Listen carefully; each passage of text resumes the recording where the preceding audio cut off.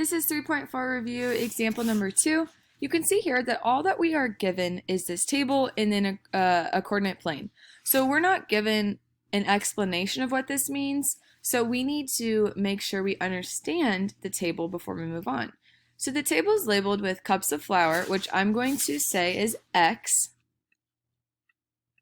and batches of cookies, which will be Y, because we want to make sure we keep all the X's together and all the Y's together.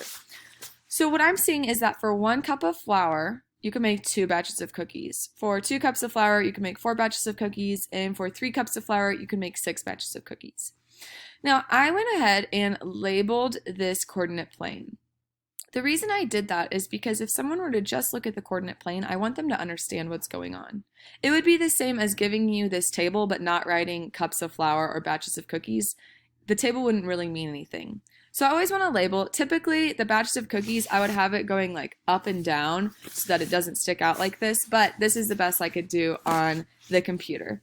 And notice that I did cups of flour and batches of cookies. I didn't just do flour to cookies because you wouldn't know what that meant. Does that mean 1 teaspoon, 1 tablespoon of flour? Does that mean 1 cookie or half a dozen cookies or a dozen cookies? We want to make sure that we understand that for 1 cup of flour, you're going to get 2 batches of cookies.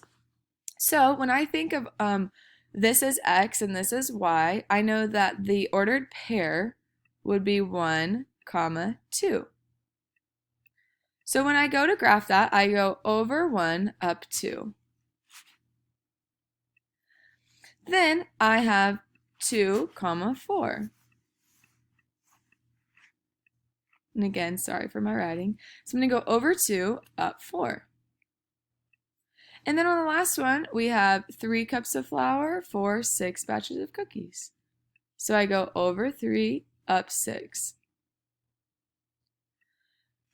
At the end of graphing these ratio relationships, we always want to connect using a line. You saw this about 2 weeks ago on Big Ideas, but we always connect at 0, 0. And think about it, it makes sense. At 0, 0, if I had 0 cups of flour, it would make 0 batches of cookies, right? So I'm going to start at 0, 0, and again, this isn't going to be a perfectly straight line, but when you're working on Big Ideas, it will be, or if you're working on a piece of paper, then you can use the edge of a book or something to make it completely straight. But I'm going to try my best. I start at 0, 0, and I know that got a little crooked, but I'm going to try my best to make it go off of the graph. And it's really helpful. And here's why we create that line. We can then see the relationship of numbers that we don't have in the table. For example, if I want to go and see how many cups of flour, I can go over and say, okay, for 4 cups of flour, let me move up and see when it hits the line. Well, it hits the line right here at about 8. So for 4 cups of flour, it would make 8 batches of cookies, which we know is correct.